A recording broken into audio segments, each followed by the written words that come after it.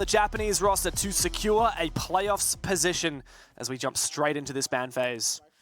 You guys on the socials actually think that Cyclops is going to come out on top. That's 60% vote going their way. They have some pretty cute little chat banter going on there. They love each other. Before the game came up, all of the Sonics were also saying that they love CAG too, and then CAG replied, "We love Sonics." This is such a sweet game. I can't wait for this one. Just don't let Anderton in the old chat. Okay, yeah, don't let Anderton in the old chat. If you know, you know. If you know, you know. Bans, they're happening. Be the analyst, Mandy, please. Tell me what do we got. I love Canadian. Wait, wrong team. No, hang on a second. Gator, wrong team. Hey, Gator. Stop analysing the chat. All right, no. Things happening in the ban phase. Zami is going to be taken out. And Thatcher's been taken out as well on the attacking half. So they'll have to lean into that Maverick if they want to get open some of those hatches for that ground floor. For that basement attack.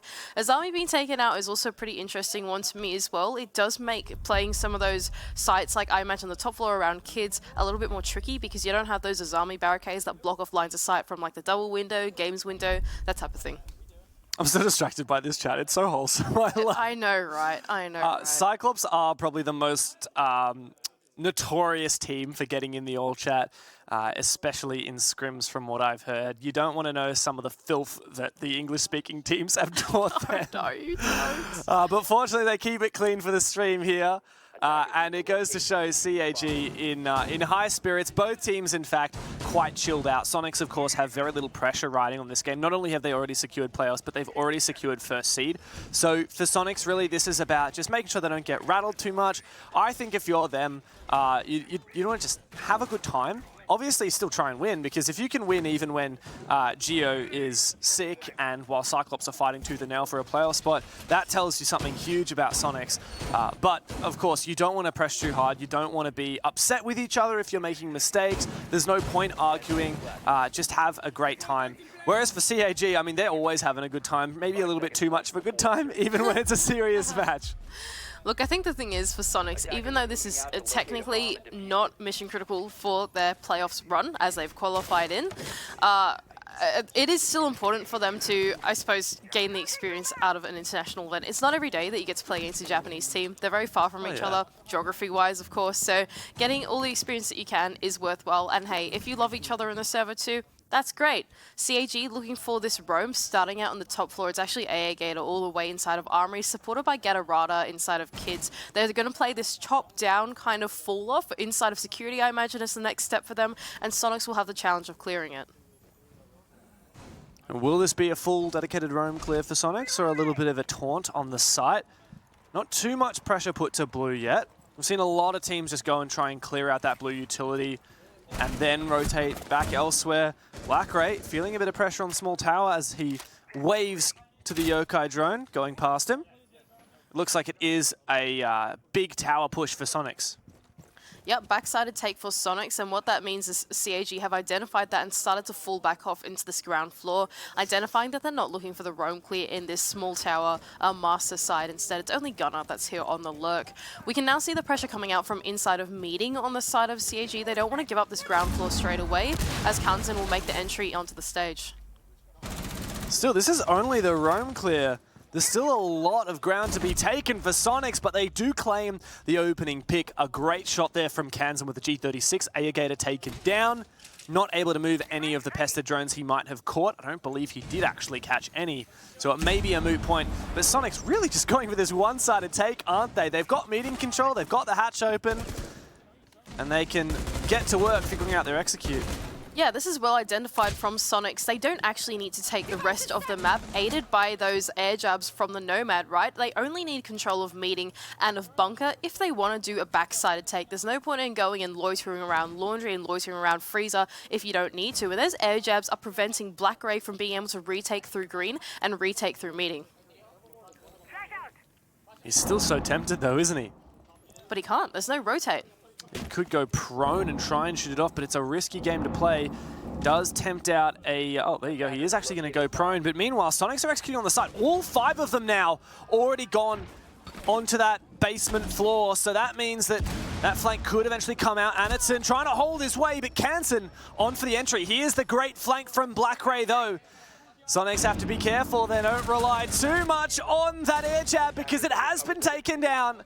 as has Geo though, with the diffuser in pocket. Rexon marches forward. Soniqs flood the site and claim as many kills as they possibly can. Gatorada finds one, shotgun round in the corner, gets another one, traded back, but BlackRay's flank was more than enough to secure the round, and he should find it easy to deny this plant from Rexon. No way! Let's go! Are you kidding me, Rexon? How do you win that? What on earth is that from the Soniqs? Perfect late round calling in that execute. As soon as they went for the execute, they realized, oh no, BlackRay's actually gone for the flank. We can't go for default plant anymore. And they flipped the switch, changed their approach, and decided to go deep into the site instead. Go for that flood and look for kills. And that was the perfect call to make once they had realized that flank was coming through, right? There is no way that they could have got that done safely, the original default plant plan, right? Amazing adaptation from the Soniqs, and that's Geo, of course, the sick IGL, making big calls like that to keep Soniqs in that round. And you got to put it down to Rexon as well. He started planting with, I believe, 1.5 seconds on the clock. According to my calculations, that would mean that there was, what, 5.5 seconds where he had to just sit there holding down F. And BlackRay, all he had to do was go and shoot this defenseless player. But it took him too long to get there. And by the time he ran the corner and went to spray down that player, well, Rexon was so quick on the sticks. A quick up and winning that fight. That's some nutty behavior. And a really good opening round from both Rexon and Kansan, who've had a phenomenal stage, particularly Rexon. And are not slowing down here at the Major. CAG is starting off in this T3 position. Of course, the bomb site is kids and dorms. They are going to look to go to that top floor bomb site, of course, without the Azami since it's been banned out, but instead with the aid of the mirror. Now, BlackRay's still got one in his pocket. The second one, I'm not sure where that's gone, but someone we need to keep an eye on is Gunnar, because he does have the Amaru with the diffuser in his hand. Gunnar living up to the name as always, and what a pick onto Anaton. It's the smoke player, of course. You really couldn't ask for a better player to take down early on in the round, with all of that smoke gas utility ineffectual for the remainder of the round. Plus, Anaton's a bit of a nutter, so you want to take him down early so he doesn't have the chance to demonstrate his clutch ability. Still a pretty strong setup from CAG despite losing one of the linchpins. It just might mean that the rest of the team won't have quite so much mobility and ability to play aggressively as Soniqs begin to put some pressure on this white stairs area. So the Soniqs have got some pretty tough decision making to go through here. There is a mirror, which is inside of that attic pit facing into Trophy. There's also a shield there. So if they want to go for this front-sided take, unless they're going to do something cheeky with the Amaru, which could possibly happen, it's going to be quite challenging to clear out that utility. What's going on here, Gunnar? He's up and he's in. Starts forcing that plant down. Geo's been taken out by BlackRay, but this plant is surely to be secured. Kansan rotates and is able to take down Gatto downstairs. It's now all on Ayagator, and wow, quite a strategy here from Soniqs.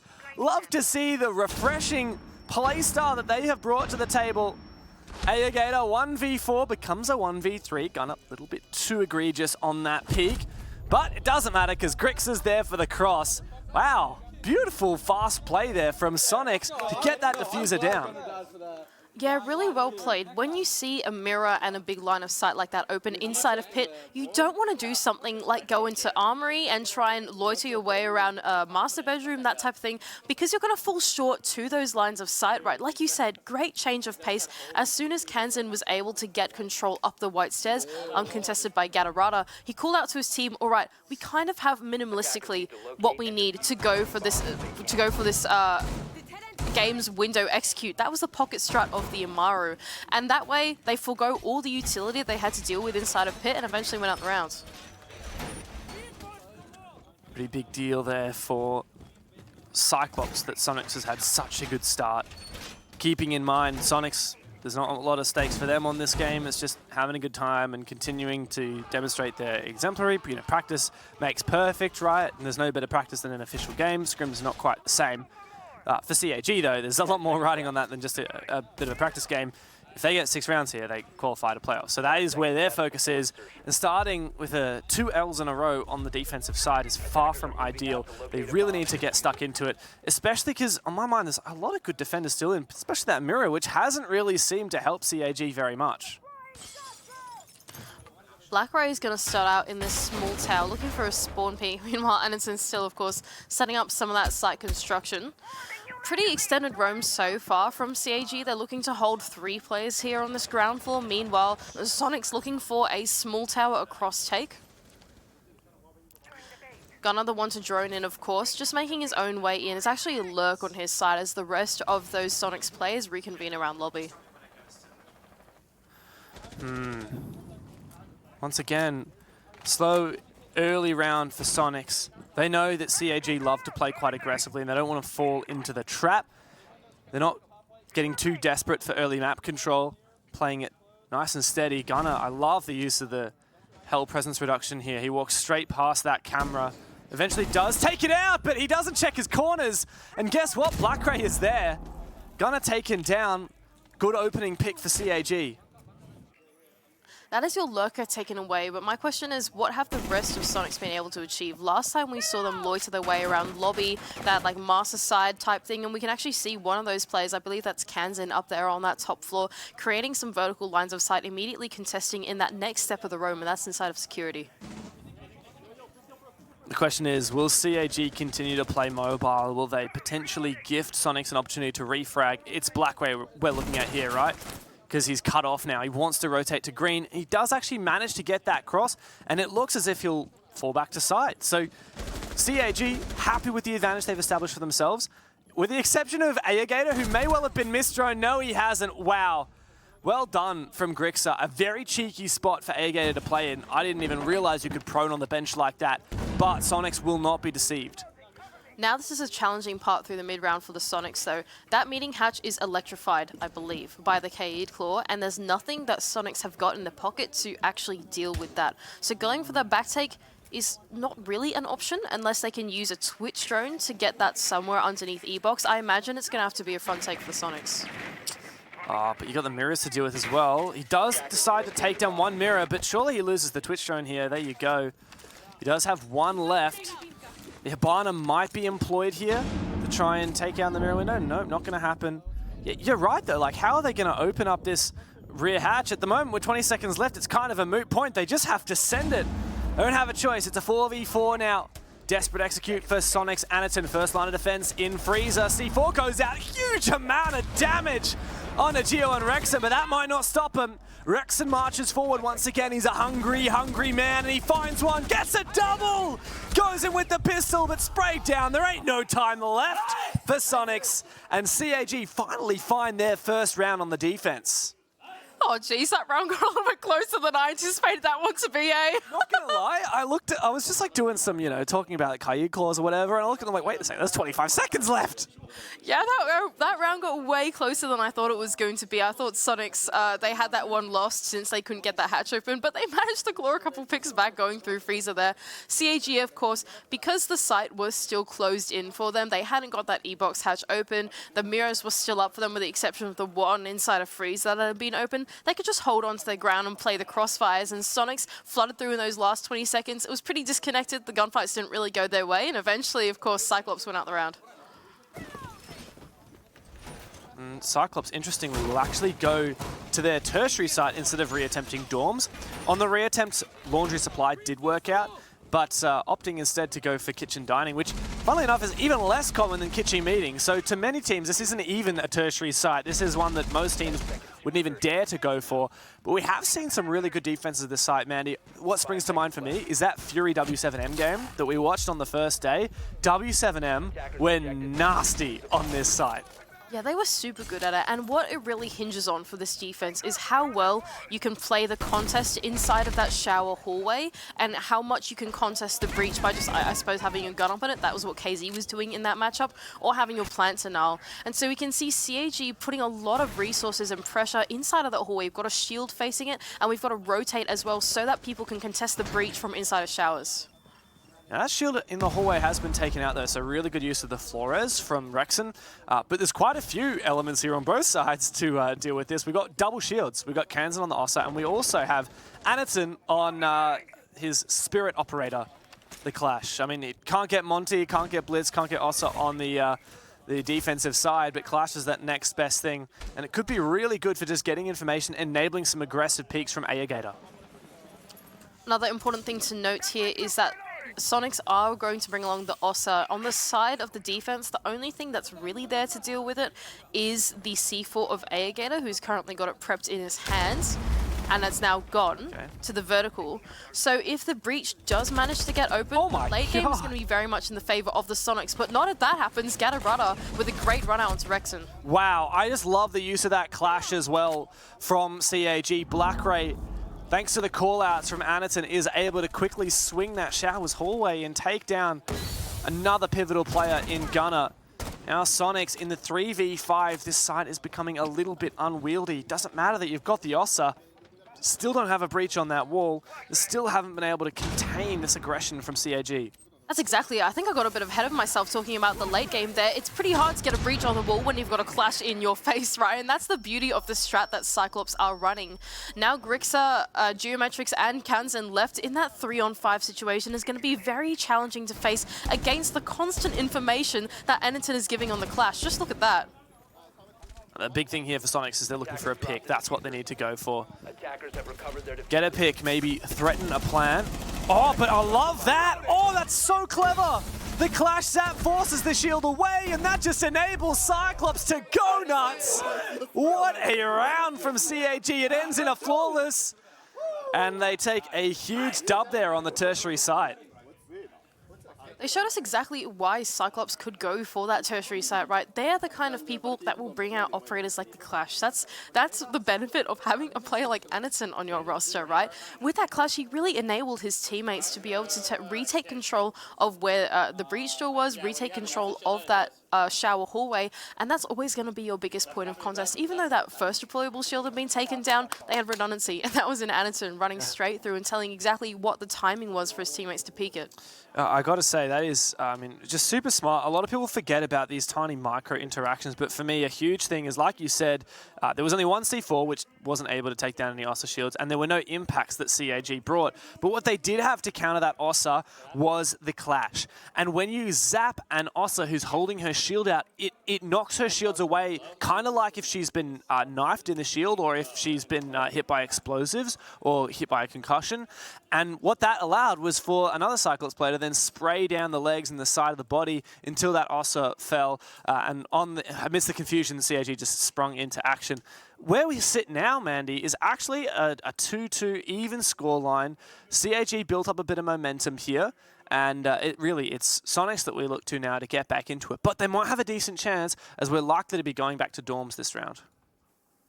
Yeah, I'd have to agree with you on that one. This game of Oregon's been pretty back and forth, I would have to say. I think that the rounds have come pretty close each time. It's very much this macro game between the two teams, right?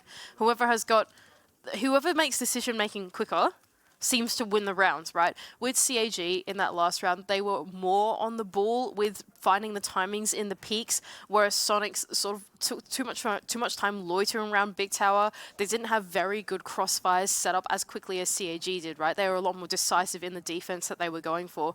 It's kind of been like that for just about every single one of these rounds. Just feels like whatever team is more decisive more quickly takes out the round. We're just having a quick technical pause here, by the way, guys. But we'll be back into the game before long. I do wonder, does this favor CAG, who need to talk about what bomb site they're going to right now? Obviously, they can't talk with their coach, but they can discuss amidst themselves. Now that laundry supply is locked, now that dining is locked, really there's only a choice between meeting and going back to dorms where they failed before. Well, we'll just have to wait and see what they're going to go for. I imagine that Cyclops have got something up their sleeve, so they could really do either one. I feel like meeting kind of plays into their playstyle, but dorms is probably the safer bet to go with, and it seems like that is what they're going to take us to. For Soniqs here, I'm not too worried about their attacking side. When they played M&M on this map, they went 3-3 on their attack, but it was their defense where they flourished. They managed to edge out 4 rounds out of the 6 they played, which obviously results in a 7-5 scoreline and a 3-point win over M&M. It was actually Rexon who went nuts on that as well. 92% cost, and he got an average of 1 kill per round, which is really impressive. If you're getting 1 kill for every round in the game, you are more than doing your job. You got your one. Yeah. No, you got your one and a bit more than that as well. I got my one. I got my one. CAG looking to hold on to this trophy hold with the deployable shield. Are they going to play a rotate inside a closet was probably my question, to see if that shield setup is going to be aided with a crossfire.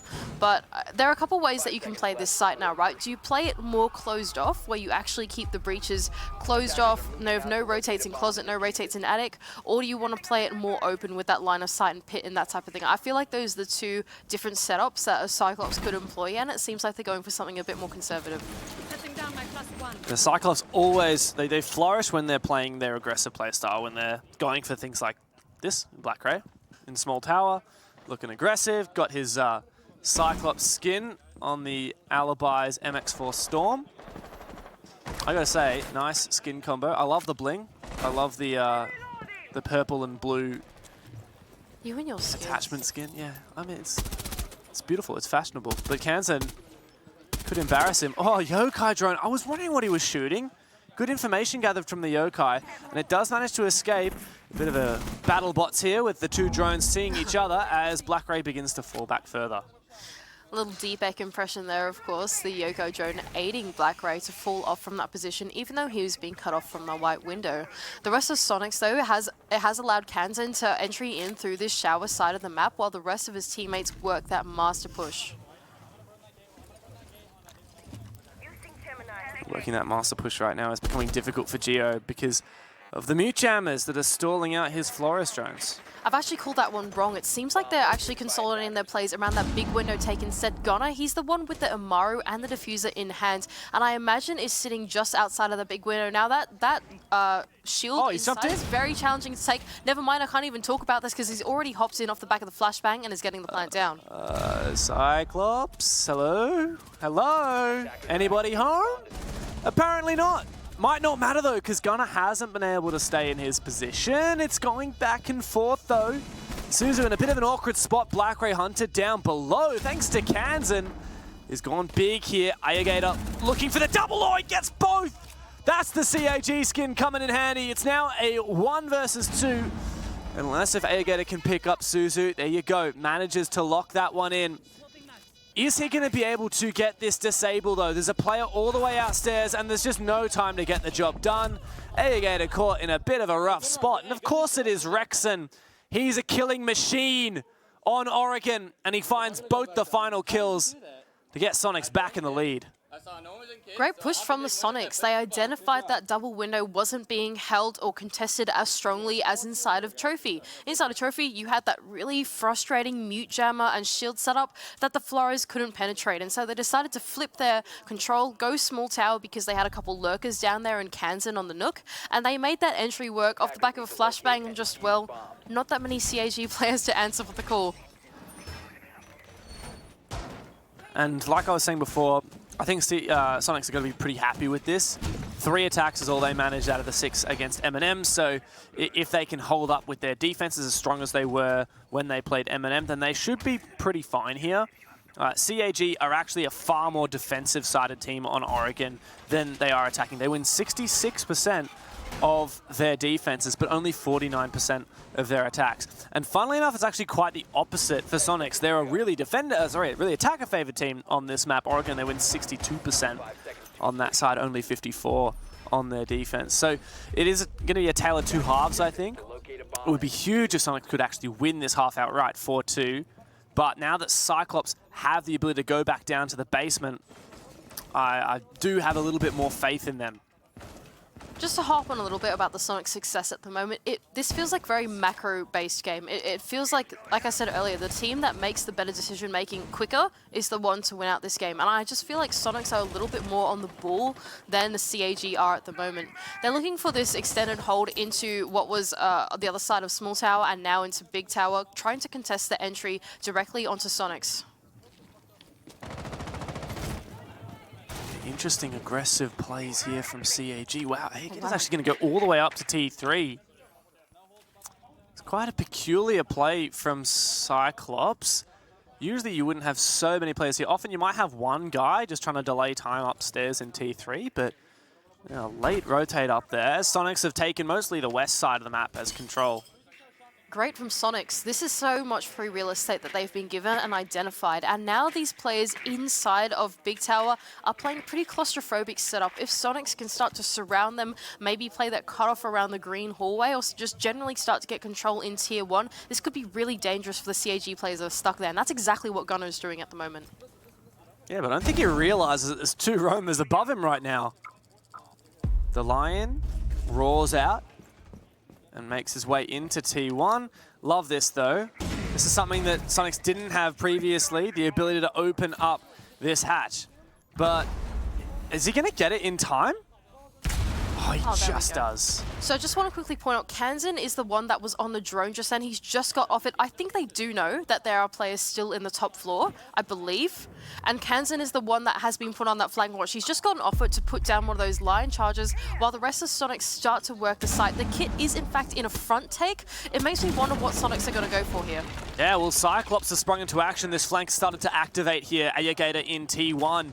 I'm not sure Soniqs realize they might have traded him back, but there is still another roamer, Gatorado, who's used his impacts to make rotates and vertical lines above.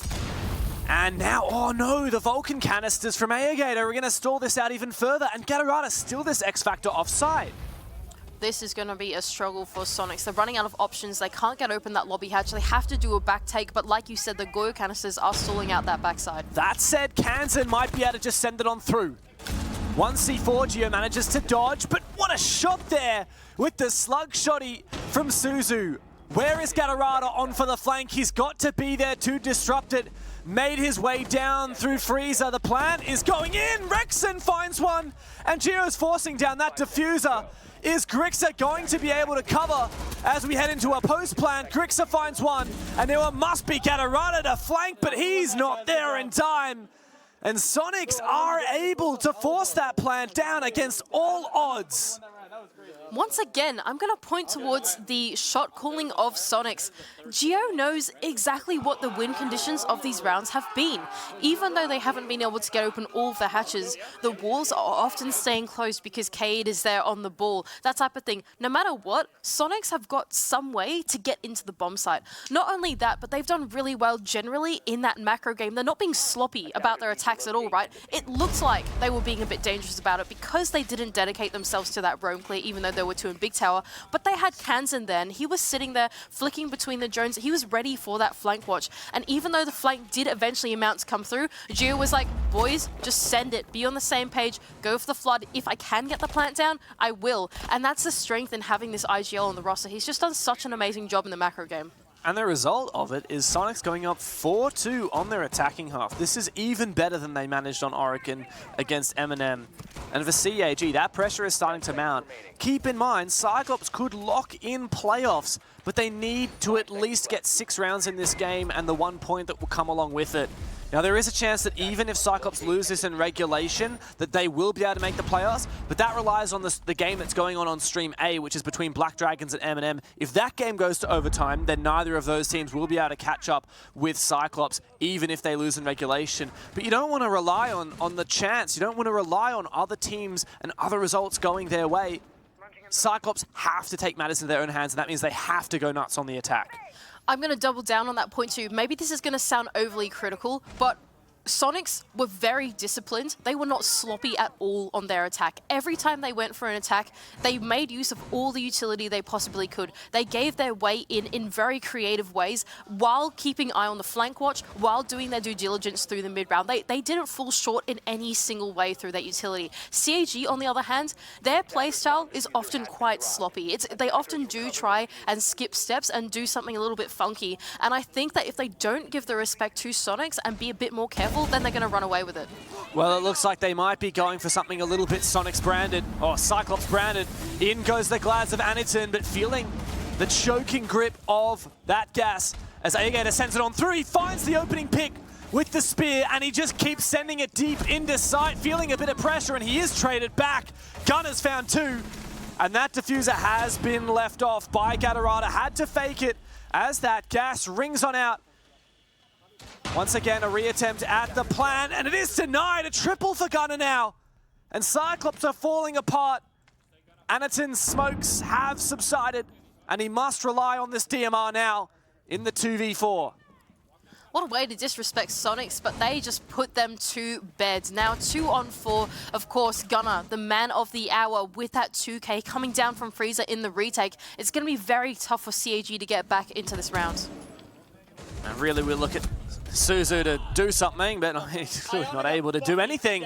Huge round from Soniqs, a huge play, a huge triple from Gunnar. And right on the back of it, Cyclops will be forced to take their tactical pause. Just going to point out one more time for Cyclops, pretty sloppy, honestly. Going for that back-sided take with what was very little intel onto the site, it was a gamble. That's a really big gamble to take onto the Soniqs, who are just super on the ball at the moment with their calling. Having Gunnar come down Freezer and play that retake to perfection, he just used those Freezer angles backwards onto that highway hallway, as we like to call it, going in. Gator got way too ambitious with that entry, and eventually Soniqs completely shutting down that rush of CAG. That was honestly quite disconnected from that back push as well. I really feel like that rush could have worked.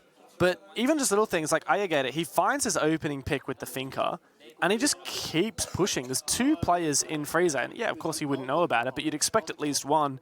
Why did he need to push deep? It could have, but it feels ill-advised, right? When you go for a rush, you want to do it against a team that's disconnected in their comms, right? You want to do it to punish the disconnect in their positioning. If they're going for a big roam, then you run for it, right? But Soniqs at the moment are super on the ball in their macro. They're way more on the ball than CAG are at the moment, and I just feel like that was a super risky call for them to go for that. Well, risky is the name of the game for Cyclops, and I don't think you'll ever be able to take the riskiness out of their playstyle. That's true. You might be able to temper it, make sure that they make the right decision on when to take risks or how much of a risk to take, but they certainly didn't have that balance in that round, I can tell you that for sure. Now they've taken their tactical pause. They're attacking dorms now. They would know that laundry's locked. And for a moment, Glaz was teased out, I believe, but Anaton's actually seeming to stick this Montaigne for now. Soniqs are looking to play that open rotation hole inside of the closet, which is not what CAG did when they were on their defense. That means that when they go for this master side take, they have to worry about the crossfire, not just from the trophy shield, but also from the aggression inside of closet as well. Not only that, but Rexon is starting off early inside of this showers hallway with those rotation holes. Cyclops have got a little bit to worry about in terms of getting into the building early game, because there's going to be a lot of Soniqs players contesting early. I do wonder what Annie will be able to do with this Monty. When he played against Eminem, I believe it was yesterday, Anaton was the MVP of the match on Montaigne, believe it or not. Yep. And that's not just qualitatively, but statistically as well. CAG is starting to make their way around this master-sided attack, and I feel like this is going to be quite challenging unless Gatorada can get some value out of these Flores drones. There was, once again, that open hole setup inside of the closet, and I believe also a shield inside of Trophy 2, so these Flores drones are going to have to find some value if they want to make this push work. Well, I think it's a pretty good 2-for-1 trade. 2 bits of barbed wire for one of your 4 Flores drones. Rexon detected outside as he goes for a run out, but thankfully Gatorada is just far back enough that he won't be visible. CAG have a little bit of intel on the back of that. Has Blackray actually air jabbed off this position? He's just air jabbing off the run out for now. Anaton, he's the one that's making his way up those armory stairs with the deployable shield. Oh, sorry, the extendable shield. Another shield. So many shields in this game. The rest of the Soniqs, though, they're just playing pretty safe at the moment. It's conservative. They've got 4 players on the site and just Rexon holding on to this back push in case that white stairs pressure comes on later into the round. Yeah, he's got a lot of mobility here, but he's feeling a bit of pressure. Oh, what a shot! Blackray goes down, and that's the backstab from CAG shut down.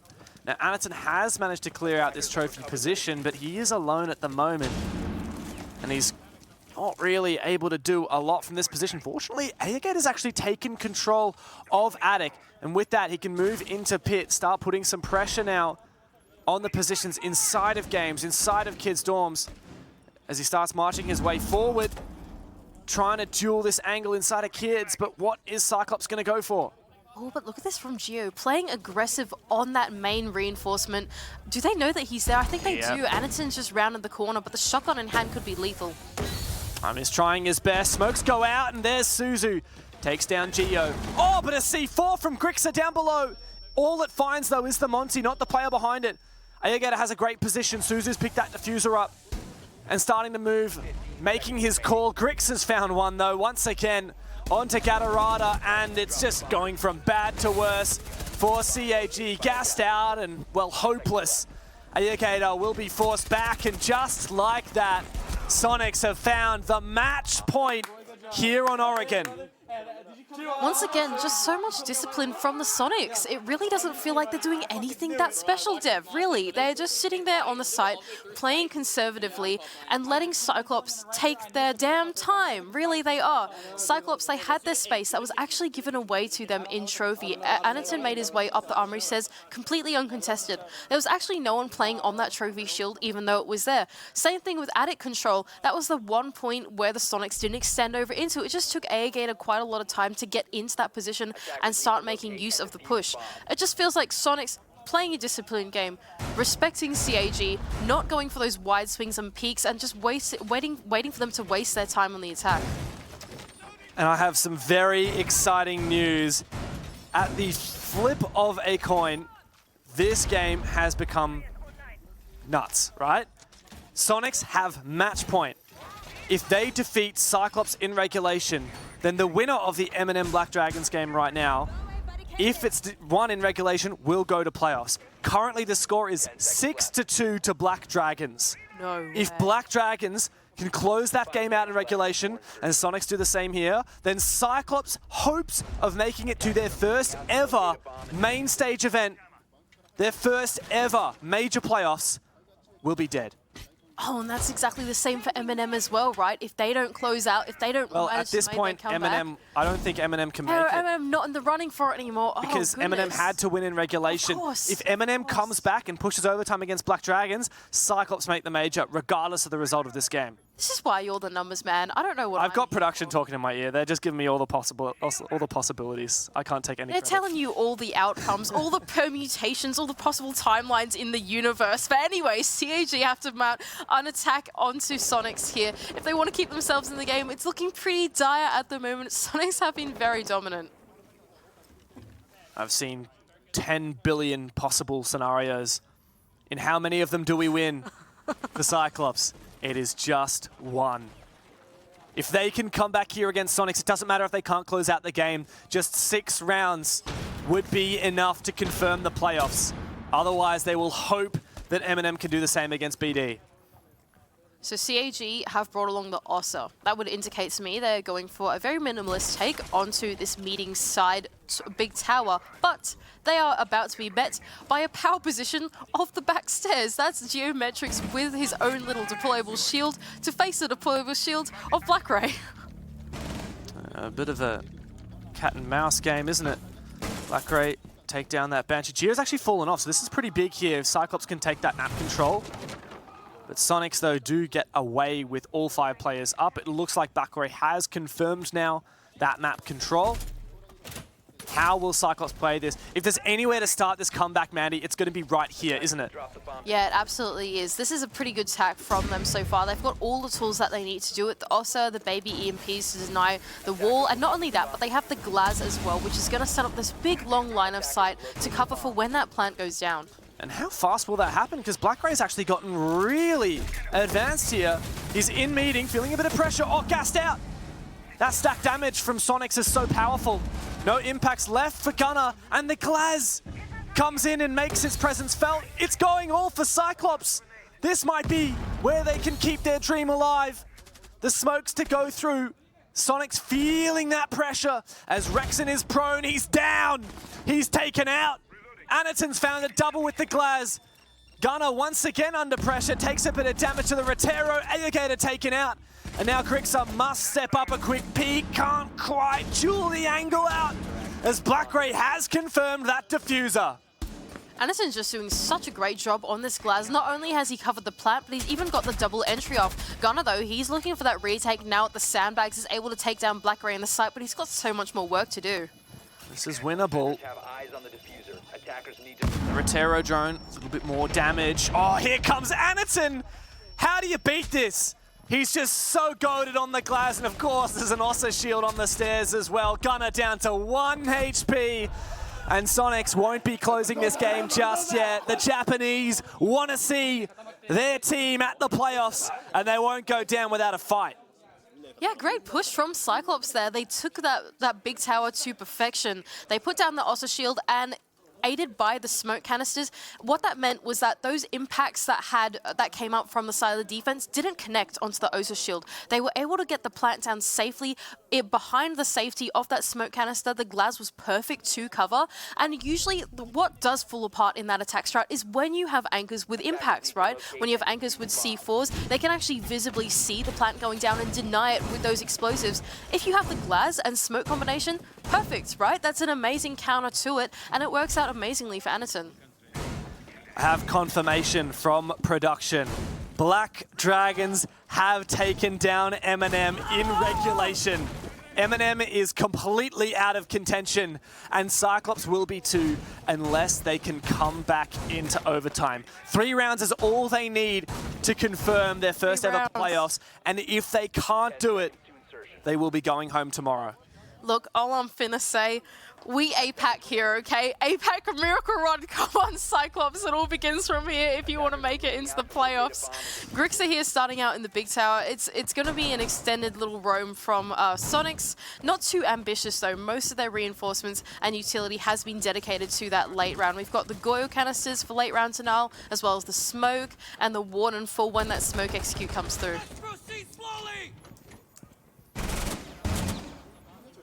Well, well, well, Cyclops, end of the road. There's no two ways about it. You've got to show us what you got now. You've lost too many points on overtime games. You cannot afford to lose any more here. Anaton on this Monty. We've seen how much he can do with it. We've seen what he can do on the Glaz as well. And the Ying, of course, which has been banned by the Soniqs, is going to have to deliver here when push comes to shove. Yeah, Cyclops have been given a lot of the map control here from Soniqs. They are playing pretty conservative on the site now. That roam didn't last all too long for Grixer, who was in that big tower, and now they have full map control. They can start to work through that mid-round. Suzu will have those X-Karas in hand, and there is no Kaid being brought on the side of the Soniqs, so they can get those hatches open nice and easy. Well, well, Cyclops. Good progress for them. Like you said, those hatches opened with ease. This meeting one about to be opened as well. I think you might need to put a couple extra pellets on that one, which won't be a problem. Here comes Anaton marching forward in freezer as well. Okay, so that Florozone is trying to create a walk-in hole for Anaton at the moment. Unfortunately, it just missed the jump in. The Soniqs are about to be pressured out of their positions, right? CAG have not telegraphed the push that they're going to go for just yet because they have the Monty in this front take, but they're still opening the back, and Suzu's got the kit that can really go anywhere. They're quite mobile in this attack at the moment. They don't need to commit to something just yet. Just take their time to probe out Soniqs, see if they make a mistake. Anaton's done such a good job here dancing around the fire, and here comes Cyclops bringing fire of their own, but no, they go down. They drop like flies. And now it's all on Black Ray and Anaton. Oh, but they both find kills. Now it's a 1v2 for the sick Geo. We thought he might sub out for this game, but he could well win it right here. Taken low and finished off. Cyclops, a win down in the basement. Mandy, this is doable. 2 more rounds for CAG is all that stands between them and playoffs. It is not over yet, Dev. Cyclops on the attack. Now they're starting to bring the heat. This is some Cyclops that we love, right? They're starting to respect the Soniqs and the way that they're playing. They're playing it a little bit more slow. Imagine that. Using Anaton on that Monty, of course, the most iconic of picks in like the whole wide world. That is crazy. To make their way throughout the map. And I just think that was such a great attack onto the basement. Dividing the attention of those anchors, right? You had Anaton being a pest inside of Freezer. And that really enabled the back take to come through from the rest of the CAG players. Suzu made a great drop down in the E-box, followed up by one of his teammates, and CAG win it out on the trades. Just fantastic work from CAG. Well, we're going to go back down to the basement for Soniqs, which means Cyclops cannot afford to make any mistakes.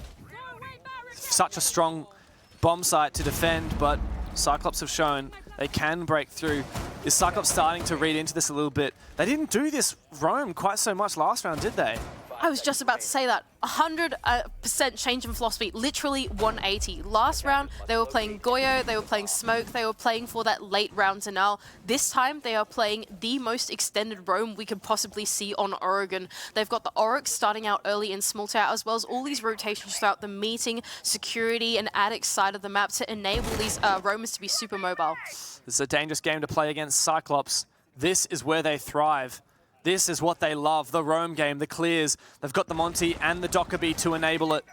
And Gunner's feeling a bit of pressure. Spray goes to the wall, he dodges those bullets and goes straight up through the kid's hatch.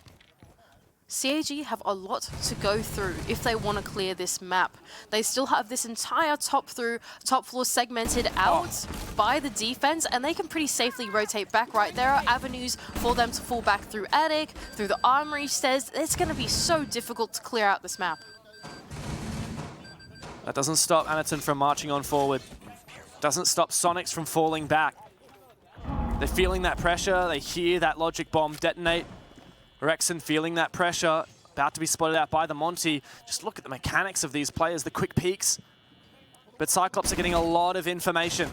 Okay, so this could be exciting. We've got the Oryx just around the corner of the Monty. So if they can combine powers here on the defense, they could definitely take him down. I don't think they know that Gunner's here. Okay, now Gunner! Gunner, he's just getting out. Oh no, don't turn away like that and run away. He's just gonna wait. Life tries to take another fight onto the player inside of Trophy, but it's A-Gator to take him down, now forcing Rexon to fall off back through attic. Yeah, and Grixer as well is gonna follow him. All of Soniqs fall back. They've done some decent damage, taken down Black Ray and all the util with it. But hang on a second, is there a cheeky little player in Tier 3? That's Kansan. Kansan could break this round, break the backs of Cyclops, or he could break down this Soniqs defense if he is not on site to support CAG forming up around Freezer. Oh yeah, hold on a minute. This could get a little bit dangerous for Soniqs. They're going for this front-sided take now. Kansan is very far. He's inside of Tier 3, so if he wants to go for that flank, he's going to have to time it really well if he wants to be impactful in the round. Smoke canisters still galore for Geo. He's got one more in the... Actually, no more in the pocket. That burner's gone out really early, and there's still 40 seconds left to go. The team flash though onto the Monty. This is a scrappy round, Dev. Here comes Kansan, though. He's going to be able to take down the player bottom main. A-Gator goes down, and suddenly Cyclops have to decide, do they push the site or do they push the roamer? Anaton goes down, and this might be the end of the line for Cyclops. A 2 versus 4 as Suzu C and Gatorada do their best to salvage this game, but it's done! The matter has been closed! The Soniqs take down the Japanese of CAG and end their playoff stream. Black Dragons will take their place in the playoffs, and Soniqs will continue their form onto the main stage in Jönköping. Kansan in the big tower, of course, the final player to put the thorn in the side of CAG. 7-4 scoreline from the Soniqs, and honestly, absolutely deserving scoreline. The Soniqs felt like they were really in the ball on this particular matchup in this series. They were making the right calls both on the attack and the defense, playing on the same page, and it just felt like they were always a step ahead of CAG. Fist pumps between these two teams. What a game. Well played by the Soniqs, and a well-deserved end to their groups. Going into the playoffs, they have fantastic form, the best North American team that we've seen at this event. Unfortunately for Cyclops, they were unable to cut it, and they will be going home tomorrow.